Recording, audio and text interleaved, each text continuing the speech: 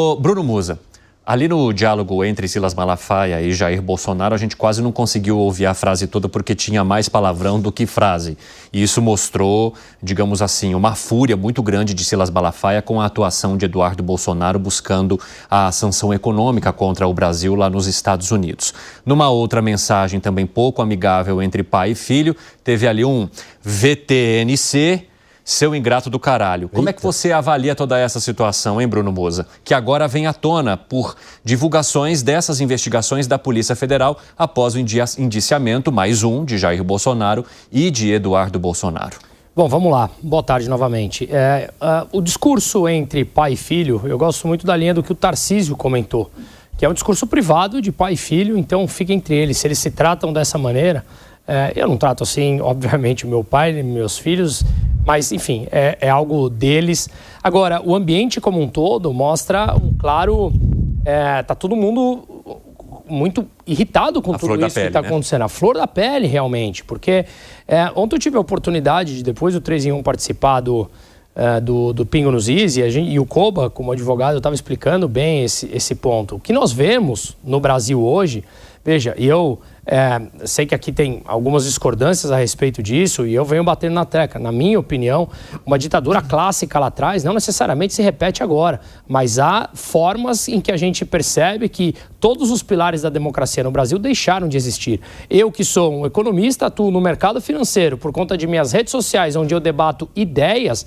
A minha família já me chamou várias vezes no ambiente privado e falou: você não acha que você pode ser preso com o que você fala? E eu falei: ora, mas eu debato ideias. Agora, se um entorno familiar te preocupa em eu ser preso ou calado, o que quer que seja, porque eu debato ideias, claramente o ambiente não é propício para o debate. Então, quando a gente percebe essas pessoas que estão na linha de frente como um todo, e volto no que o Koba estava explicando ontem, que a gente pode entender que tudo isso que está acontecendo parte de um processo que muitos juristas, inclusive, dizem que sequer deveria estar existindo, ou, muito menos, se existisse, não existir da forma como está existindo. Não deveria ser no STF, deveria ter toda a ampla defesa, tudo que a gente vem falando aqui ao longo do tempo. Portanto, o que aconteceu ontem com o Silas Malafaia me parece justamente isso, uma perseguição de alguém que tem ideias. Ora, não discordo com a ideia, ora ele fala mais duro, ora ele fala palavrão. Nada disso, até onde eu sei, é crime.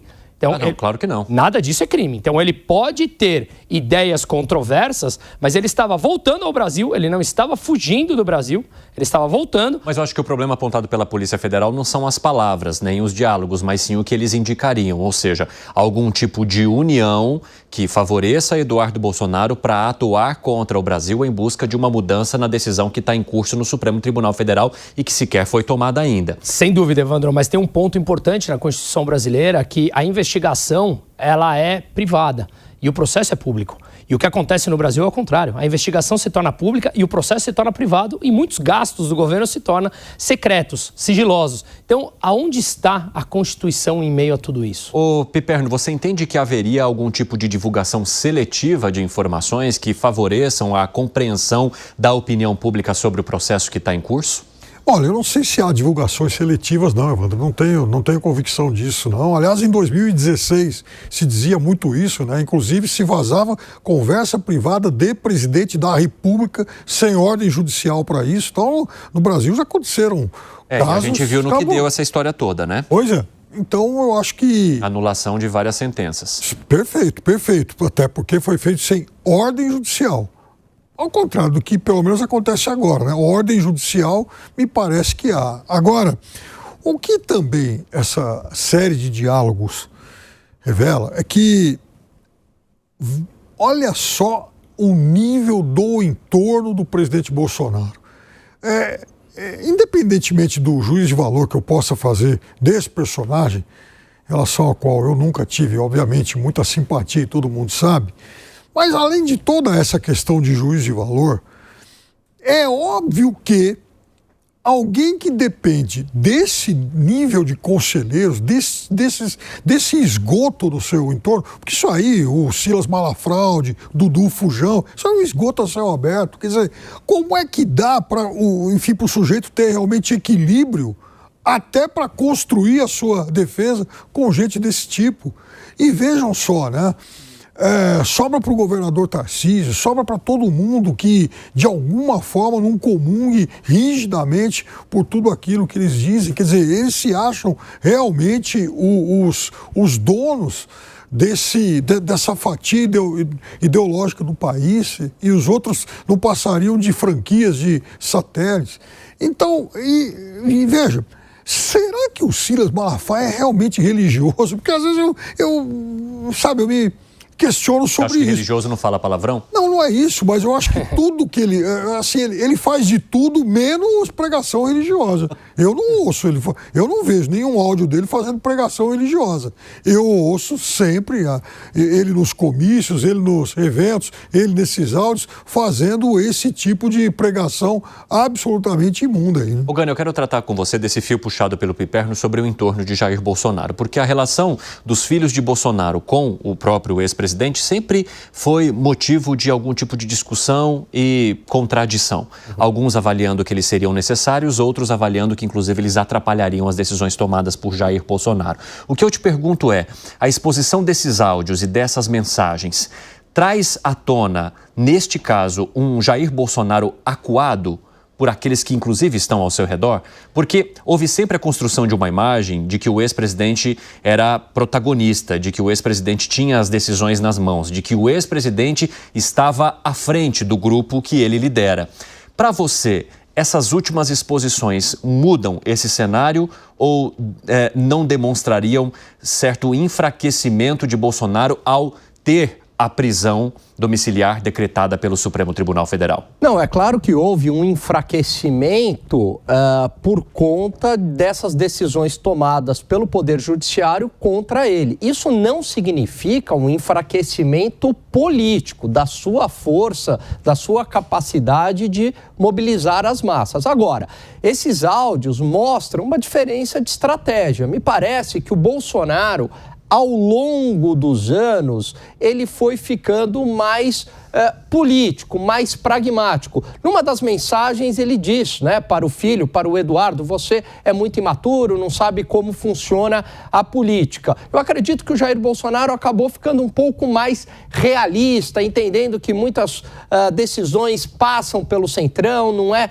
tão simples assim, você precisa do diálogo. Ele, inclusive, menciona que tem dialogado com alguns ministros do STF, uma das mensagens vazadas mostra isso, e dizendo que os ministros também estão preocupados, achei isso bastante interessante, estão preocupados com as sanções colocadas pelo governo norte-americano. Por que deste vazamento também? Achei bastante simbólico. Agora, é claro que há um enfraquecimento porque ele não tem o poder de polícia, o Jair Bolsonaro. Quem tem o poder de polícia na prática, e o poder de polícia é o poder de prender, é o Supremo. Mas ele tem o poder político, que é a capacidade de mobilizar as massas. Mas evidentemente que nesse cenário isso acaba o enfraquecendo. Zé Maria Trindade está lá em Brasília. Zé, seja muito bem-vindo, uma ótima tarde para você.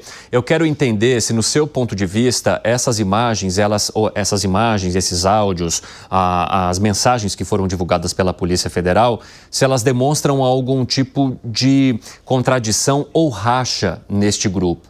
Porque nas últimas mensagens que foram mostradas aqui, pelo nosso repórter André Anelli, de Eduardo Bolsonaro para Jair Bolsonaro, a gente tem a impressão de que há uma insatisfação sobre o reconhecimento do trabalho que Eduardo Bolsonaro está fazendo lá nos Estados Unidos pelo próprio pai. Então, ao defender outras figuras, Eduardo Bolsonaro, sou eu que estou me ferrando aqui e o senhor fica dando palco para quem só busca politicagem em 2026? E ainda nessa edição do 3 em 1, a gente vai trazer uma fala de Tarcísio de Freitas sobre toda essa situação. Não é agora, mas eu quero ouvir de você o que está acontecendo nesse entorno e se há um risco de uma possível fratura nessa ligação prejudicar ainda mais o ex-presidente e o processo do qual ele é alvo. Eu não encontrei um só político por aqui que aprovasse essa estratégia de Eduardo Bolsonaro. Alguns dizem assim, eu não estou entendendo isso.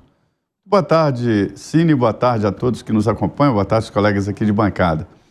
Olha, acompanhando aqui as investigações de CPI, de Polícia Federal, acompanhando vazamentos aí, eu concluí que nem casamento resiste a uma quebra de sigilo bancário, fiscal e telefônico. Haverá um mal-entendido, um pix ali, um depósito ali, um pagamento acolá, um beijo que dá uma interpretação dúbia. Ou seja, não é à toa que desde sempre todas as constituições, todas as leis preservam o sigilo das comunicações. Desde a época de bilhete, onde ia entregar o papel, o emissário não poderia ler que era violar uma correspondência e já era crime, né? Para você ter uma ideia de como todas as leis e constituições preservam essas comunicações. Quando se joga comunicações assim e recados íntimos, né, de família, de amigos ou até de colegas de trabalho, numa situação dessa, é claro que provoca constrangimento, provoca vários tipos de crimes, né, até de crimes, porque são conversas privadas. Eu me lembro numa CPI que o então ministro Mário Magri, que era da Previdência, o Volney gravou para provar que existia corrupção e, num determinado momento, no meio da CPI, o ministro pergunta para o Volney: e aí, Volney, você está comendo muita gente? Aí foi aquele constrangimentão danado, né? Mas são conversas que alguns fazem no dia a dia, normalmente, e pronto. Mas quando vai a público, aí vira isso aí. Mas traduz a dificuldade que o clã Bolsonaro está vivendo neste momento. Os deputados e senadores que apoiam o grupo Bolsonaro de qualquer maneira, por fora eles defendem, falam, até porque são dependentes do apoio dos votos do ex-presidente Bolsonaro. Mas intimamente eles dizem que não estão entendendo e não gostaram. E eles têm razão, porque veja bem, o presidente Lula melhorou muito aí nas pesquisas e uma parte importante é exatamente essa ideia de ir para os Estados Unidos e prejudicar a indústria nacional. E nessas conversas a gente vê que não é o ex-presidente Bolsonaro. O que serviria para a defesa dele não é o grupo, mas é o Eduardo Bolsonaro. Por isso que o pai chamou de imaturo e recebe um palavrão de volta, e ele não é mais criança. Então, assim, a gente vê claramente que, primeiro, não se deve vazar e publicar, isso é a polícia, a imprensa tem o dever de publicar, né? Mas aí a polícia e a justiça não deveria vazar esses diálogos íntimos, né? Porque provoca constrangimento no mínimo, né? Então, essa é a situação. Esse vazamento sempre prejudicou a todos e provoca uma discussão errada. Em vez de discutir qual é o crime, estamos aqui discutindo palavrão. Exatamente, né? Isso traz uma interpretação pública de cada um. Então, a depender da maneira como você entende um palavrão e da construção que você tem ao longo da sua vida, você vai compreender também esse diálogo entre pai e filho.